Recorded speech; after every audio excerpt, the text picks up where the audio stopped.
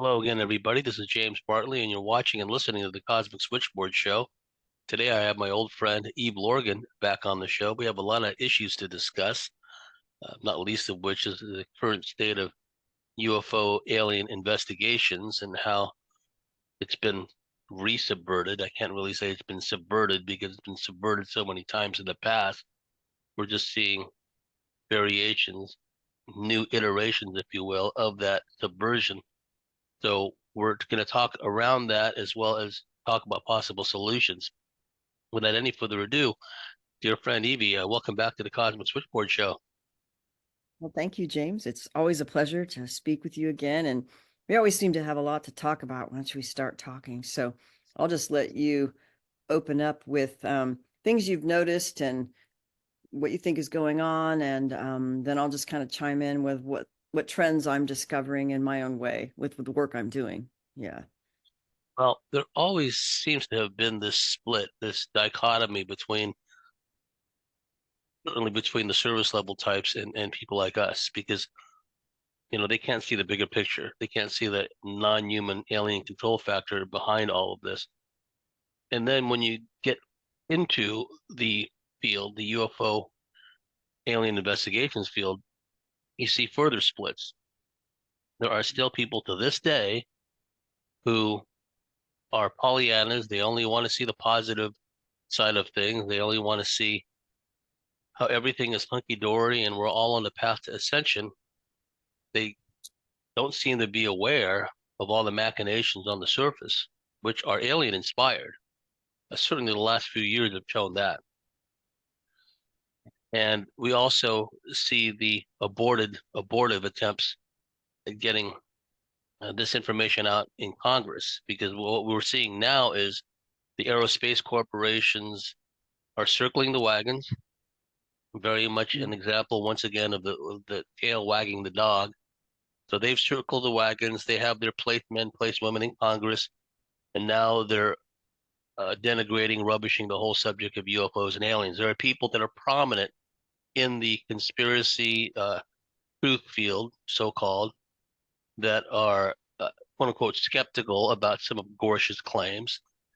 And to me, that's bewildering, because if you're skeptical of Gorsh's claims, that means you don't know about Roswell, you don't know about Kingman, you don't know about Aztec, New Mexico, you don't know about South Haven Park, Long Island, all these crash retrievals, right? I don't see what's so far-fetched about Gorsh's claims. They're actually tip of the iceberg kind of thing.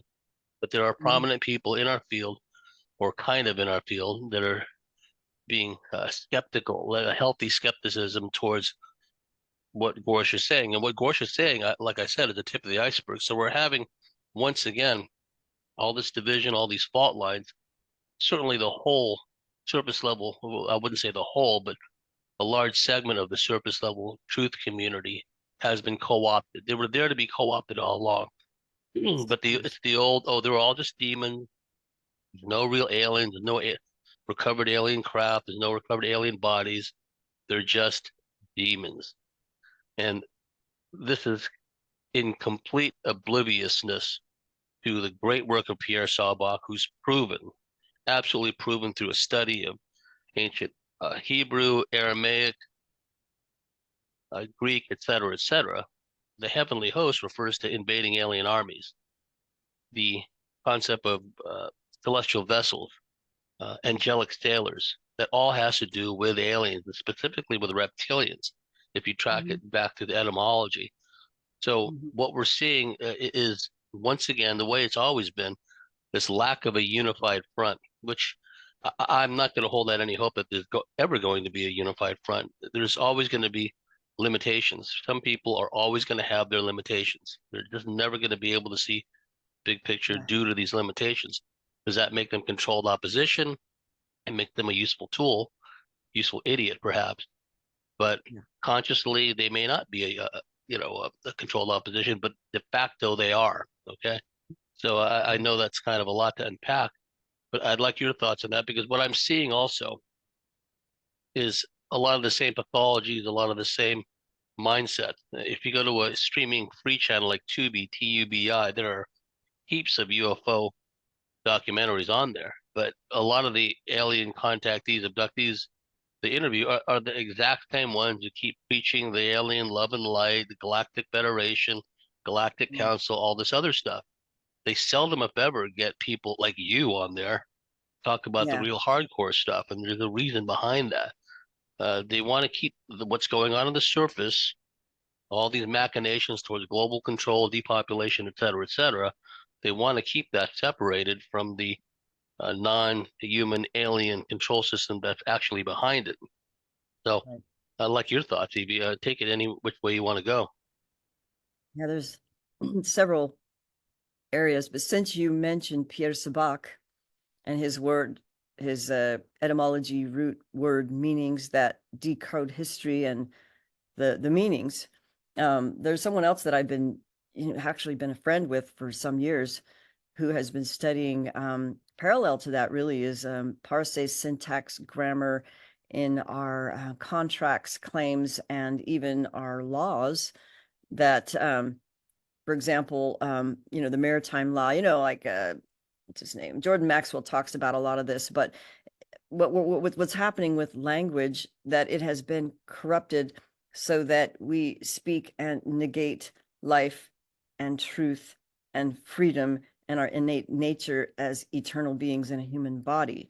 So, for example, the way that the spirit of death is basically spoken over us through the manipulation of language and law is with the maritime law and also the birth certificate, and how they lay claim of actually death over us as dead at sea by 7 years of age.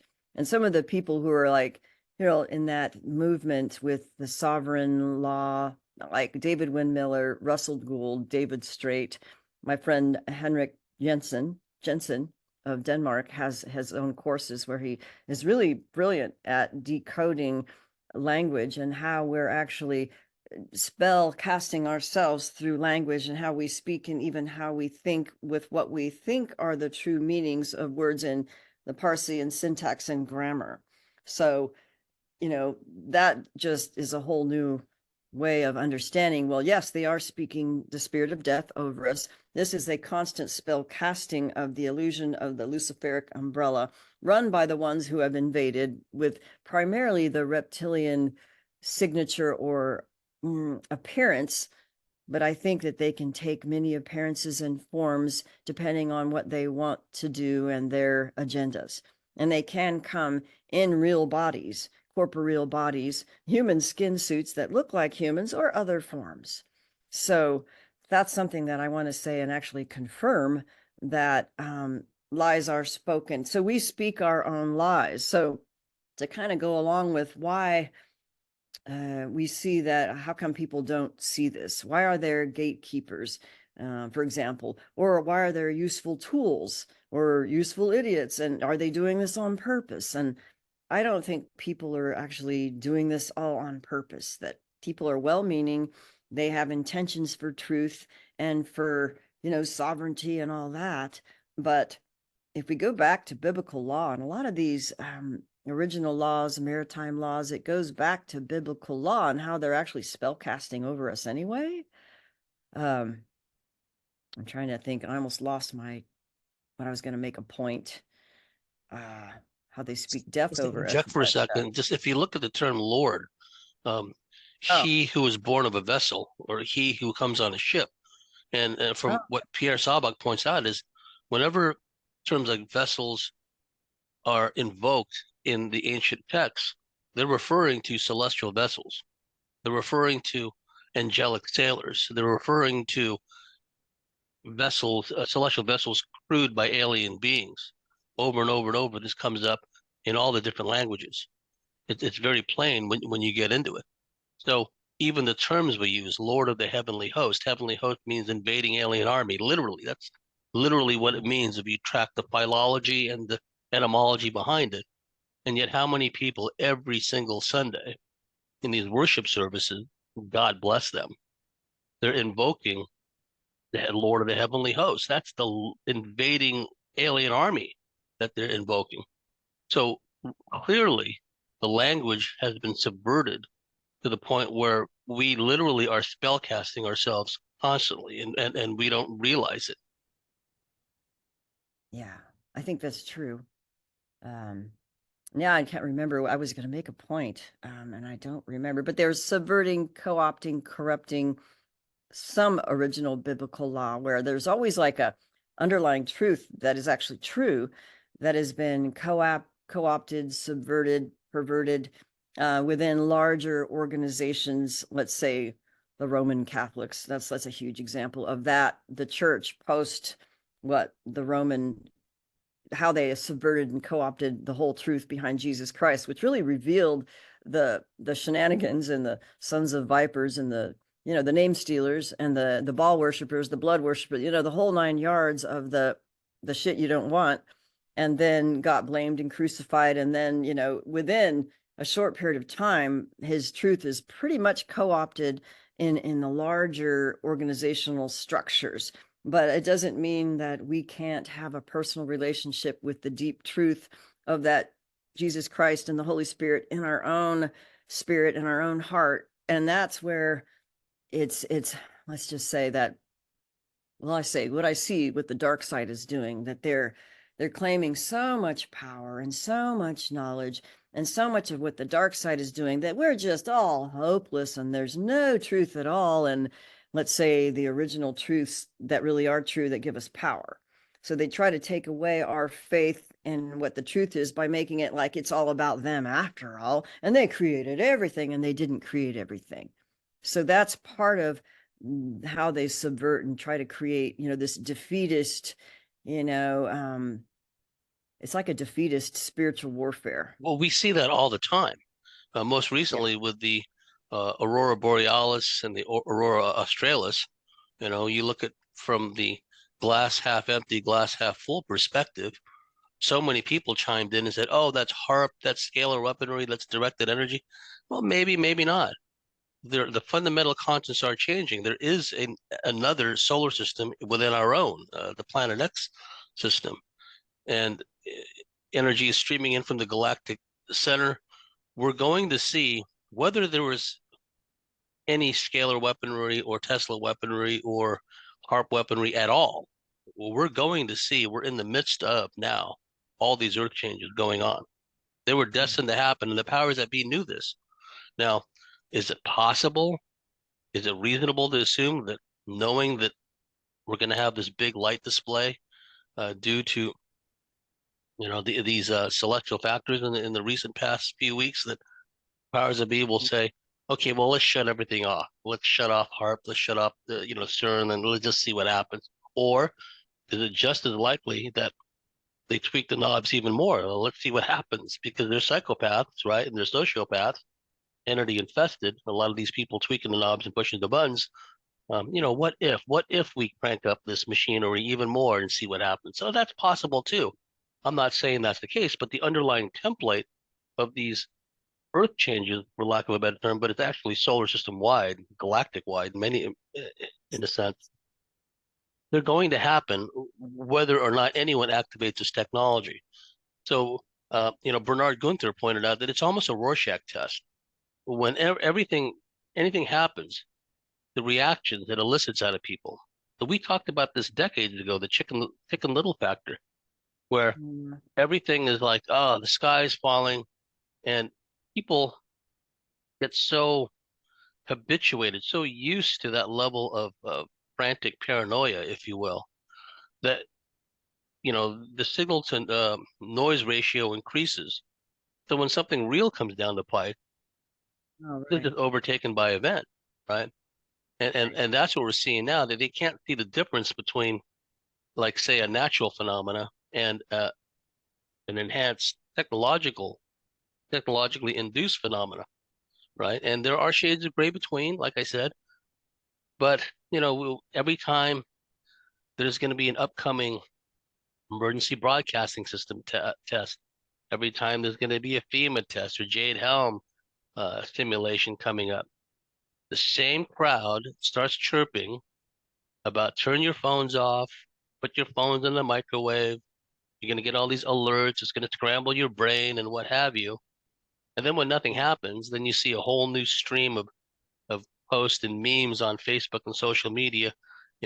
I survived the zombie apocalypse because it didn't happen. See, So Hmm. there's someone out there that's clever, that's capitalizing on these chicken little fears. I don't rule out the possibility of a zombie apocalypse, not with all the nanocircuitry running inside people, graphene growing inside of corpses still, right? There's Hmm. no telling what's going to happen. You see the gigantic 5G towers situated conveniently right next to cemeteries. What's that all about, right? Because I'm such a skeptic, I'm open to possibility, right?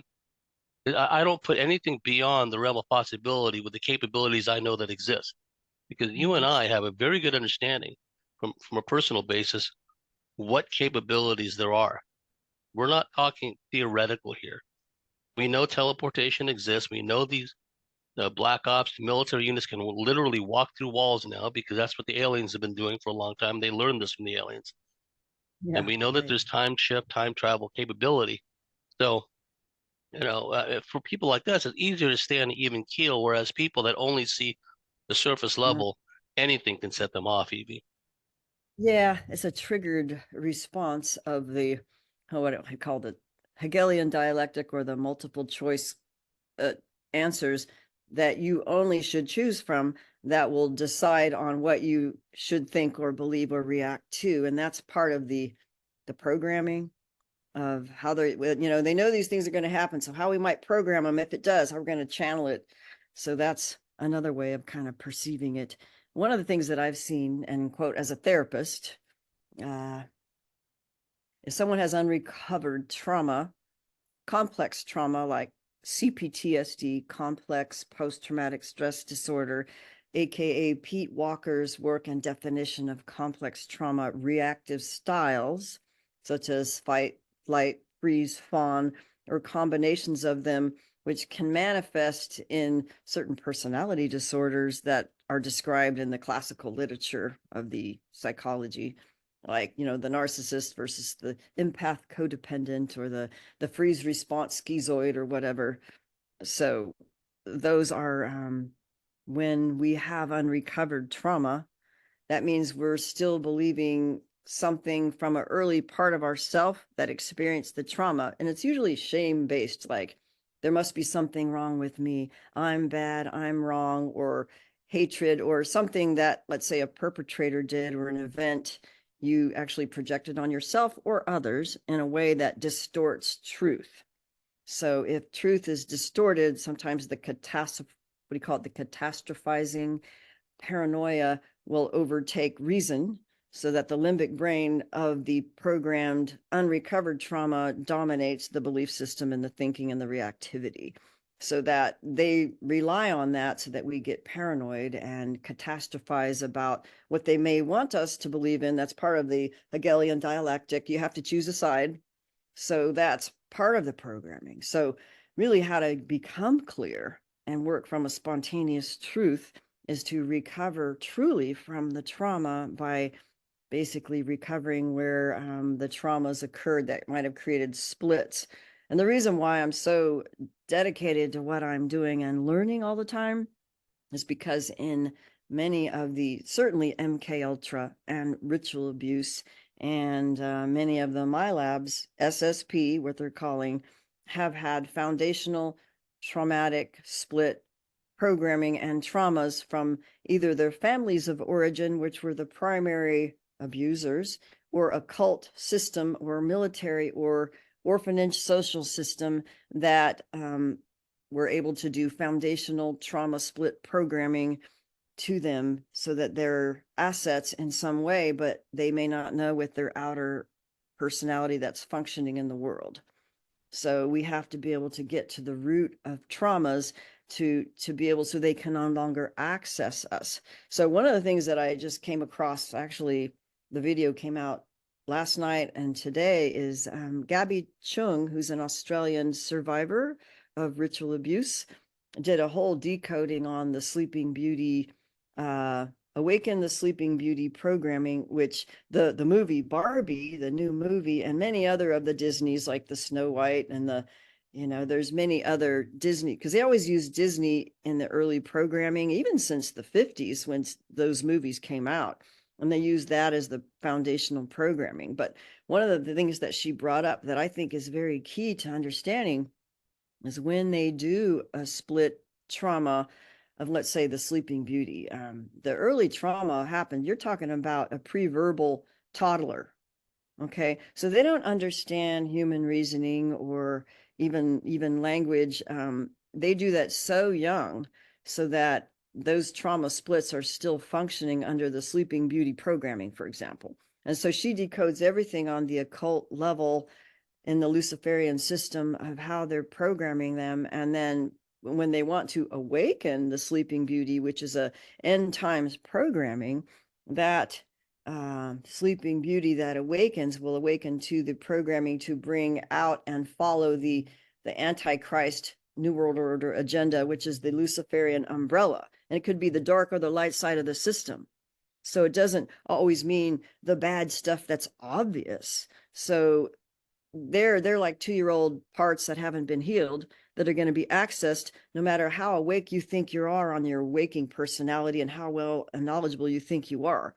So we have to get to the early splits and actually the spiritual forces that have enslaved and allowed that black magic covenants and blood oaths and curses to be a stronghold that had, dominated that person's life from childhood. And so that's the part that I think people don't understand. They don't understand the early. You have to get to the early split programming, and it's not going to be what's obvious at 6 years old or 12 years old or when you were a teenager. This is like pre-verbal shit.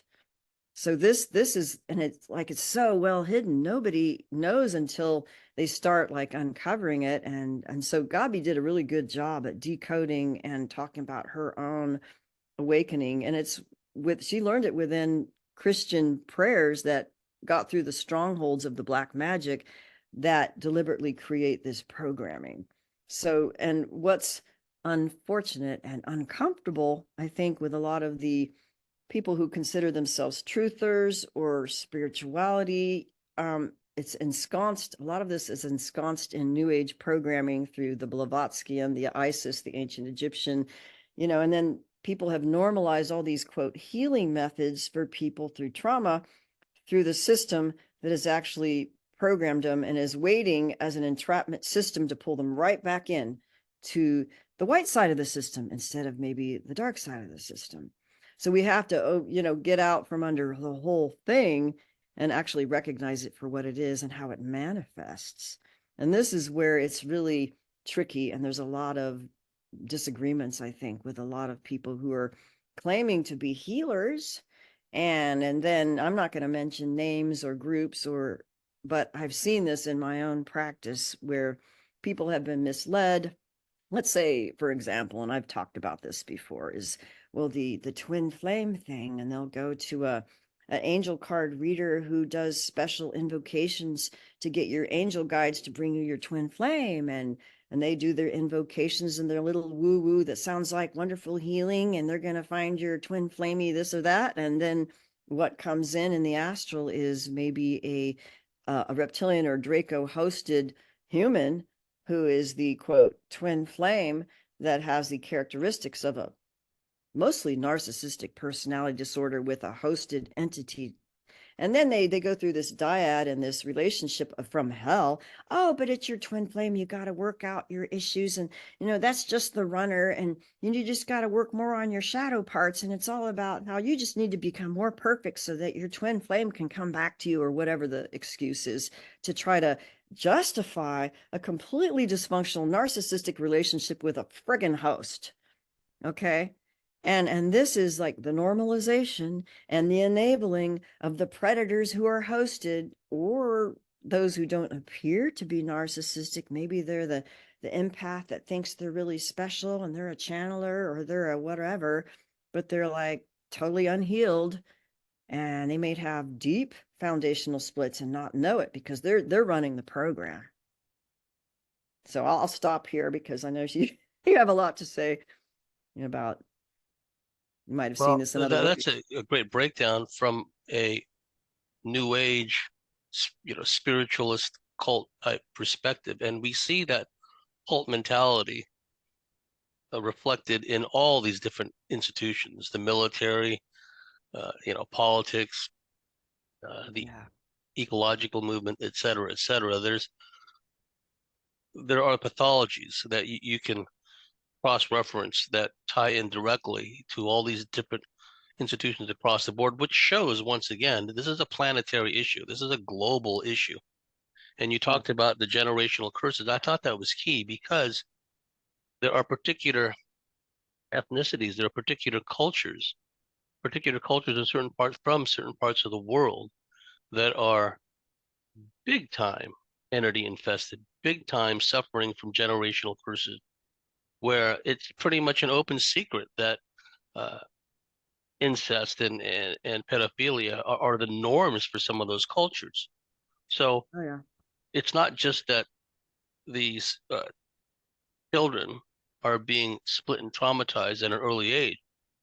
Coming from that culture, for lack of a better term, whether it's in our energy bodies, somewhere in our brain, or combination of both, whatever the case may be, for lack of a better term, there seem to be receptors that enable, just as there's opioid receptors that people have, there seems to be these spiritual receptors that make it easy for these familiar spirits, these transgenerational entities that we're familiar with, and that's where the term familiar comes from, to Yeah. latch on to each succeeding generation. So what Mm-hmm. they've done is they've taken these cultures where incest is the norm, where misogyny is the norm, where beatings, humiliation, shame is the norm, and they've transplanted them lock, stock, and barrel into the West. Yes. Oh, look, Yes. there's a white girl exposing her arm skin. If she's got a short sleeve shirt, that's that's an open invitation for gang rape, right?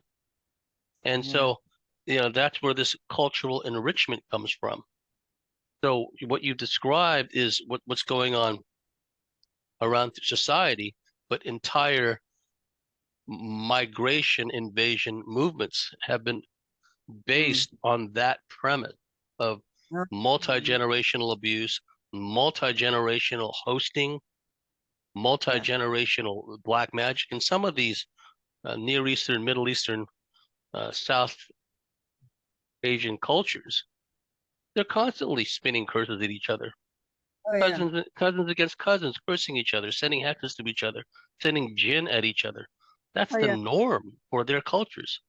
And Like the so, Bruce Lee story, what's like that? Bruce Lee, like the Bruce Lee. There's a lot of that in the Taoist sorcerers and the the martial artists. And Bruce Lee was a target of a Oh, big lot of time. magic. Yeah, and that's like very common in that culture. Yeah. It's very common. So, on the one hand, through the Enlightenment, so-called, there's another inversion oxymoron, and the outgrowth, succeeding generations that were indoctrinated into the Enlightenment concept nonsense, really, that there is no supernatural, there is no spiritual realm or world that interfaces with ours. Everything is mechanistic. Everything can be described through mathematics and science, right? Yeah. Meanwhile, the leading lights of those movements, they're members of the Golden Dawn. Oh yeah, right. They practice Enochian magic, right? So Yeah. they know. They Mhm. foist this through the institutions, once again, those institutions all across the board, into dumbing them down and detuning from the fact that this larger supernatural landscape around us that is around us but also works through us. And then now they've upped the ante because the people are so dumbed down now. Even when they see these Eurovision satanic sex pot trash musical performances, if you want to call them that, or these Super Bowl supernatural extravaganzas, people just sit there. Ooh, that's so cool. Look at that. Oh yeah, there's these demons dancing on stage. That's pretty cool. And the music sucks, by the way, right? Yeah, and they're taking So part in big being affected by the frequencies of the music and that everything. So too. That there was that case where was it in Houston where the people going to this concert, they yeah. had to enter into this big gaping mouth of it like a demonic entity to go into the venue. And then once Wow. there, they start getting beamed with some frequency that's causing people to have heart attacks. And then they try to spin it out. Oh, the pressure in front of the stage was so great that people nonsense.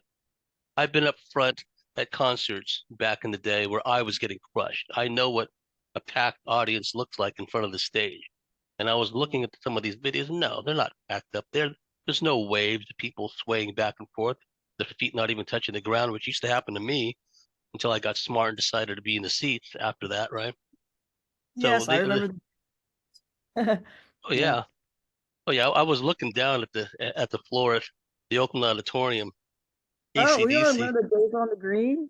Oh, Remember those? I went to I went to dancing the on the first greens. Green. What's And I that? have to say, I'm an oldie. I went to one of the first Days on the Green. We saw Crosby, Stills, Nash, and I think Young was still with them, the Beach Boys, the Grateful Dead. It was like the best concert ever. But Yeah, then after they started doing several of them, then the dark energy started moving in a little bit more. But yeah. in the early days, there was actually some really good concerts and Oh, there really were good some music. great concerts. It's a whole day, right? It was good vibes and everything. Now everything has just been subverted. And what's interesting, as part of my like healing journey, let's say, I'm kind of a nostalgic type, as you know. I'm really into history and what have you. And I've been watching these videos of some of my old favorite teams from the early 70s. And I'm talking about NFL football gridiron, the Dallas Cowboys, for example.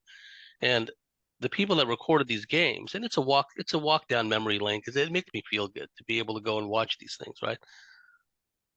But sometimes the people who recorded these on VHS, they recorded the commercials too.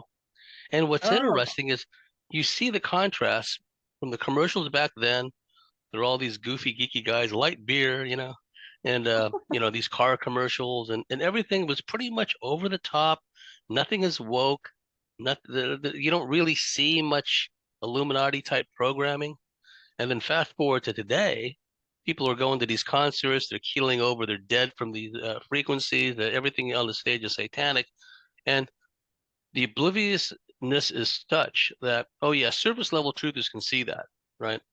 They still don't really understand the supernatural dynamic to it because there's some kind of blockage going on. But the main masses, the fans of those kinds of musical artists, are still completely oblivious. So what we're seeing now, Evie, like compare our day compared to what's going on now, the level of obliviousness with your average person in the street, and especially the younger generations, where like college students today, they can't even tell the time on a normal clock face. They wow. have problems with simple arithmetic. You want to get back a, even amount of change, at the Oh, store. wow. So when you do use cash, it's like you drop in an Yeah. extra 26 cents or something to get the Oh, they don't exact. even know how to do that. It's like I do it all in my head. I know exactly what change they give me without I calculate it all in my head. Yes. But I don't think people do that anymore. No, they Like, can't do that. No. So what we're seeing, it's very much like the Morlocks and the Eloi, which H.G. Wells was talking about in his Time Machine saga, right? Where there's these oblivious people on the surface, and at nighttime, these Morlocks, these deformed mutants from underground, come up, seize these Morlocks, Eloi rather, and take them down for consumption. And the people are so pacified that even wow. when they see right in front of them a Morlock come out of the caves and grab somebody, they don't even bat an Yeah. eyelash. It's not even like, well, So, better thee than me. It's like they don't even think. It's like, yeah, I they're want to comment because this is classic. And this has happened over and over. I mean, this happened to me in my own life where you have like a broad daylight alien abduction where a craft comes, and except it may come in whatever form you can perceive it as a kid because you don't know how to even conceptualize UFOs, right?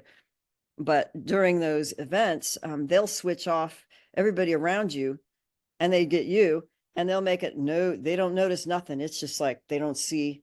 And I believe that there's a type of put asleep programming when abductions are taking place, but there's also a type of, you talked about the passivity of the people who lived above ground versus was it the Morlocks who lived underground? I don't remember what, but this passivity program, you actually talked about it in one of your early articles. Um, but this is also something, and I want to go back to where you were talking about cultural and generational incest and abuse that may come from cultures over many generations. And this is something that has been observed and confirmed as fact by Kathy O'Brien in her testimony of being used as MK Ultra monarch programmed slave and within political and different functions, but they chose her because she was already from a multi-generational incest sexual abuse family that already had this dysfunction. And it's probably like in narcissistic abuse to the nth degree. So part of what her testimony has been is that they not only choose people to do, let's go an extra step. We already know these families got it, and they've got the spiritual permissions from the oaths and the abuse and all the iniquity. And then let's just put them into another government MK Ultra application with military applications with extra, technology to do a little bit better programming for other applications in the physical world that might be different from just a ritual abuse survivor. Okay, but what she definitely confirmed is that usually within 3 generations, and they've known this. I remember Arizona Wilder telling me this personally, that within 3 generations, they will have let's say, a skill or a particular quality like passivity or musical ability or whatever, that within 3 generations of having a normalization of abuse to keep the secrets of sexual abuse, that creates a passivity in the resulting women, let's say the mothers, whose daughters are being sexually abused and they just don't see it and they just enable it. Well, there's nothing you can do, everything, you just have to do, and don't make your father angry. And it's just kind of like this worse than Stepford Wives passivity that is bred into the survivors, so that even if you are being horrifically abused, you don't actually appropriately respond or react in a way to get help, and you just normalize the abuse and the powerlessness. There's really nothing you can do about it, kind of. And they do this on purpose so that this passivity, not seeing it and enabling the predators, is an imbued genetic program. Yeah. So this Well, is something. there's now videos that Yeah. show, and these are people making a point of the indifference and apathy of society, where they set it Yes. up where uh, someone will run up, grab a kid that's sitting on a bus stop or walking down the sidewalk, grab them and then run off with them or duck down an alleyway. And the people that are passersby, they don't even notice that someone is picked up. I mean, it's all a setup. It's to show that the level of indifference and apathy is such that they don't even care when this stuff happens. They not only that they don't care, that they tune it out. Yeah, That like New there's York, or seemingly like bigger cities. It seems like in bigger cities that's more obvious, like in, yes, oh, don't get involved or you'll get yes, mugged too. Whatever, they won't help. And yes, I've seen videos even recently of like I don't know, like older white women being attacked by groups of, gang thugs who are, racially, well, they're the black ones. I'm not saying that all are bad, yeah. but they're There's the beating them up, disclaimer, and right? nobody is coming to the Yeah. rescue of, and it could be a man or it could be anyone, but nobody's Yes, going to help the victim. And like, yes. what's going on there? Like, people are so afraid. And the ones that are of the same ethnicity or culture of the violent offenders, they just stand there and they videotape it. But like, what do Yeah. they do with these videos? Like when they say, okay, videotape me as I go beat up this, little undersized, outnumbered little white boy, right? I mean, a child, right? Just beat the crap out of him. Like, what do they do? They sit around, they watch these videos later and get off on it a second time. It's Oh, it's like bizarre, but it stuff. shows a level of spiritual disconnection at work, right? Yes. And so when you talked earlier about the spiritual bypassing, as some people refer to it as, and you talk about the the passivity, Hmm. that's what a big part of the New Age spiritualist movement was about, to Oh channel yeah. everything away from, well, as Carlos Castaneda's mentor says, and what the ancients have said all along, that we're under this non-human control system, detunes people from that, and then it all becomes this highfalutin effort, and there is merit to doing shadow work. I absolutely 100% agree with that. But that whole concept has been subverted and like hijacked essentially. So to the point where, and we see extremes of this in some of the Eastern religions, where everything is Maya. I'm going to sit here in a lotus position, all the starvation, oppression, and tyranny all around me, not my problem, right? course it's your problem because it's happening around you. It's in your community, right? Of course it's your problem. How can it not be? So, but what they've done with the spiritualist New Age movement is they've turned everything into this exalted effort at self-realization at the expense of recognizing the control system around us, right? You talked about it earlier with the twin flame thing. So even when all the narcissism, abuse, and oppression comes in, because they're making these unwitting traps of agreement, as Bernard Gunther would call it, even when it's happening, they're in denial as to the reasons behind it, that they willingly gave permission for this kind of thing to take place. And so what we're seeing now is an extreme example of that, where we're having this migrant invasion going on. Many of them military age people, many of them entity infested and hosted generationally. Families of multi-generational abuse, entity Yes. infestation, the whole 9 yards, being brought into largely a pacified country, largely a pacified West, through gun control, through Marxist indoctrination, right? I mean, if they're ever serious about bringing the West back into any level of normalcy and decency, the first thing they need to do, which won't happen until this whole wretched system is discarded, the first thing that needs to go is these wretched institutions like the universities and the colleges, where they don't teach them basic skills like grammar and math and things like that. They teach them all about feelings and microaggressions. And Well, yeah, in the old days, we actually had more standards of education where we had to use. I mean, even before the calculators, we had to learn how to do things mathematically, with a slide rule or in your head, or learn how to problem solve naturally by knowing the basic things about nature or chemistry or yes, whatever. Skunk Works engineers developed the SR-71 Blackbird spy plane, hypersonic. I mean, it was Mach 3, and there's things faster than that now. But they did all that with slide rulers. They didn't have the kind of computers that we take for granted. It was all brain power back then. Yeah, yeah.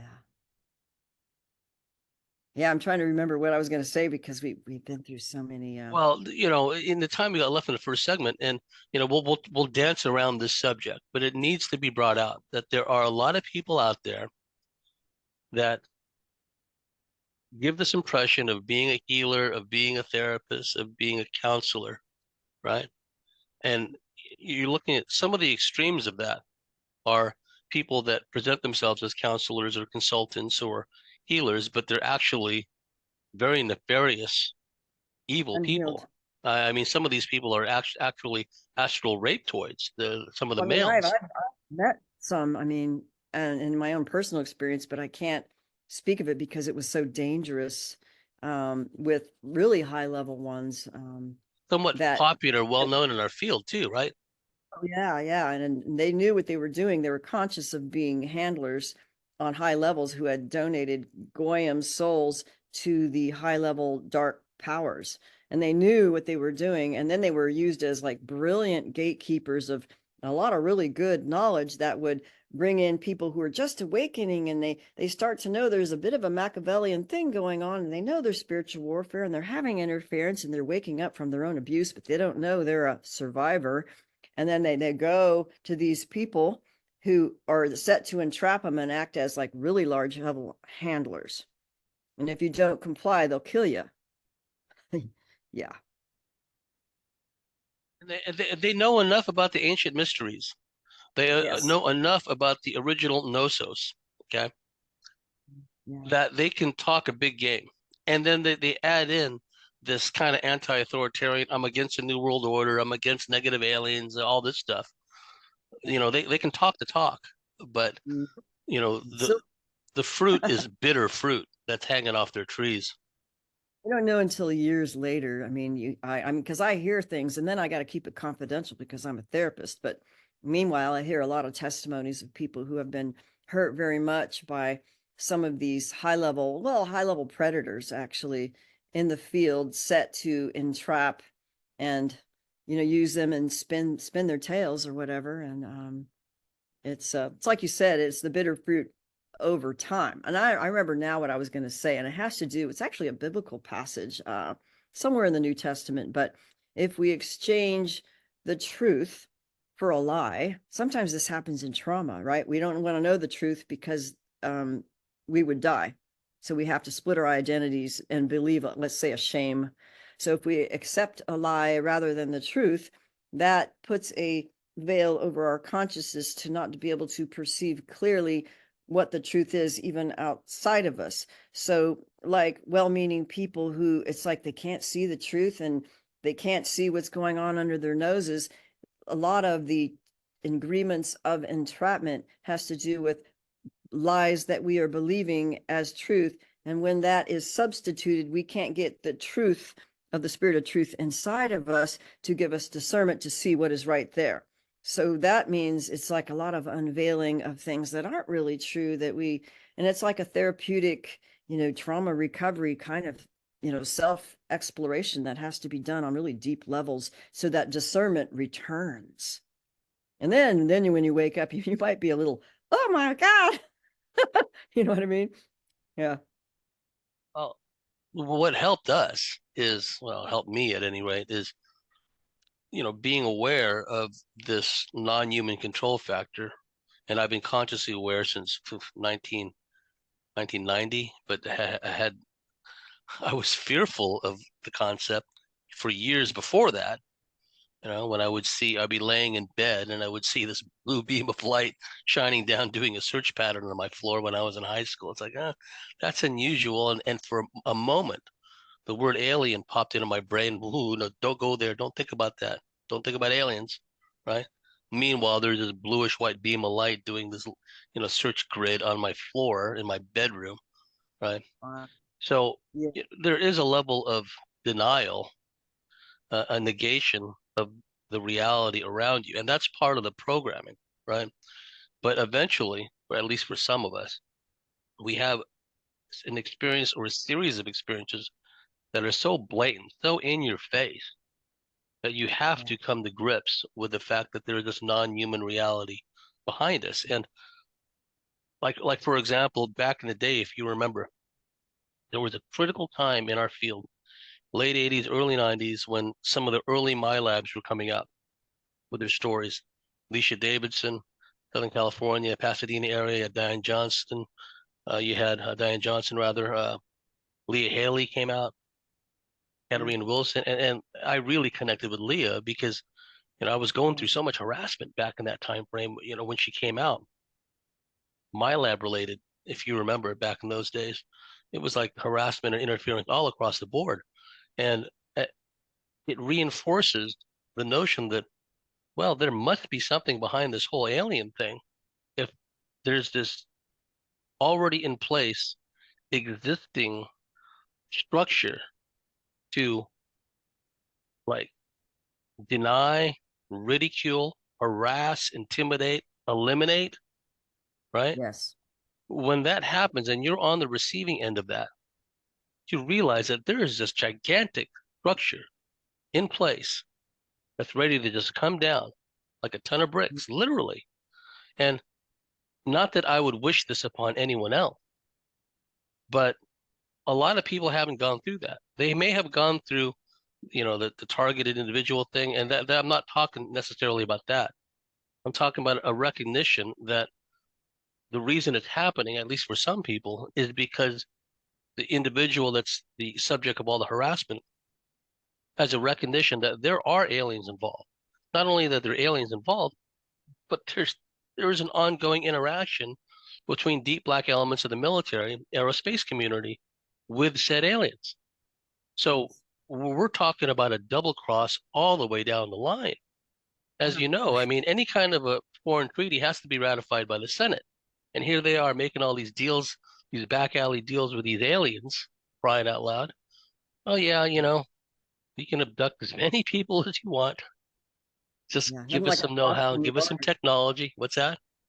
It's a Faustian bargain done It's a in Faustian bargain. they keep trying to hide their tracks, and then the lies get bigger and bigger, and then pretty soon they can't hide that, oh, they've been doing bad juju all along. Well, You know? that's why we see this big pushback in the thwarted congressional hearings, because the people that they've put in place to oversee these committees, they work for Boeing, they work for Raytheon, they work for Lockheed. You know, they're on the payroll. So of course they're going to say that it's nonsense. And look at the alacrity with which these surface level truthers, how they just roll with it, right? It's like, oh, NASA, everything is fake, everything is CGI. But then when NASA says, oh, no, there are no aliens, oh, it's true. NASA said aliens don't exist. I'll go with that. Well, wait a minute. You're just saying that everything that earlier, that everything that NASA says, you know, the ISS, it's all fake, it's all a hoax. Now, when NASA says aliens don't exist, you buy into that? That's a built-in contradiction. But the surface Yeah. level types do this all the time because it conflicts with their Christian Zionist programming, their fundy programming, right? Minus, So yeah. you look at what's happened with Jeffrey Epstein, right? Now, Gareth Ike has interviewed this gal, the survivor. You're probably familiar with the story. She said she saw Jeffrey Epstein's shapeshift, into lack of a better term, a reptilian. Okay. Okay. Now that poses problems for these surface level types, right? It does, Ooh, because they're always chirping about how there are no aliens, there's only demons. Well, what is yeah. Jeffrey Epstein? You can't say he's a demon because he flies around in jets. He's got submarines. He's got digital devices and probably advanced communication systems that he stays in comms with his nefarious colleagues with. Okay, Oh, yeah. Well, so they're how can like, you? what do you call it? Aliens in human suit bodies. Yeah, But that's been known for quite some time. And that's something we could talk about on the following segment because it's yeah. something that's relating to we'll call it the homunculus and the aliens in human bodies that have been engineered for certain fallen Well, let's ones. do that. And a quick point before we take our break. An example of that cherry picking is Alex Jones is always chirping about, oh yeah, you know, I had E. Howard Hunt on, you know, his grandson or son or whoever on my show, and he admitted that E. Howard Hunt told him on his deathbed that, yeah, they assassinated Kennedy. That you know, E. Howard Hunt was in on it. E. Howard Hunt was one of the infamous plumbers who deliberately did a shoddy black bag job at the Watergate Hotel. You know the story. It was a bloodless coup to get rid of Nixon. See, to get rid of to assassinate a sitting president, that is an extreme response, right? They don't have to do that. They can just surround them with minders. That you look at Idiot Joe, right? That's an example. You don't have to bump off a sitting president. You Oh, just mind no. control them. You just, you know, surround them with minders. You just take away all decision-making power, et cetera, et cetera. What made JFK different was he wanted to reveal the existence of aliens, right? So when a guy named Caddy, his last name is Caddy, who was the personal attorney for E. Howard Hunt, when he comes out and says, well, I asked E. Howard Hunt, why? Why did you guys kill Kennedy? And then E. Howard Hunt says he was going to reveal our greatest national secret. And Caddy said, well, what's that? He said, the alien presence. And the But, families who are the and abductees, because they had yes, lists. They oh, had lists, yes. and they still have those lists. Yeah. Well, so that's an example of cherry picking because Alice Jones won't go there. He will cite forever and a day how E. Howard Hunt's Amazing. son or grandson or whatever admitted he was in on the assassination. But when it comes down to the reasons behind the assassination, it was coming from Caddy, E. Howard Hunt's own personal attorney. They don't want to go there. See, that's cherry picking, right? And we see that all the time because it conflicts with the Christian Zionist programming. When you hear Well, about that's a lot of these surface level, mostly kind of Christian Zionist uh, uh, truthers, podcasters, etc., most of them don't even realize they're Christian Zionists. And when they talk about their high-level woo-woo sources in Delta Force, what have you, those high-level woo-woo sources are Christian Zionists, well, right? they might be MK Ultra assets That from too. hierarchy families because it's amazing how they've done it, and they've done it so well, and it's very sad. It Um, is. Oh, well, it's time for a break. So, Evie, how can people find your work? oh. Well, yeah, my website, evelorgen.com, my email, elorgen@gmail.com, and my Alien Love Bite Telegram group.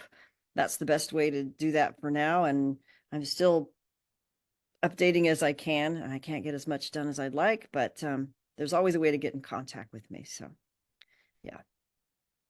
And to our dear listeners out there, if you like what we do, if you believe in what we do, please go to the cosmicswitchboard.com, sign up and become a member, and we'll see you at the top of the next segment.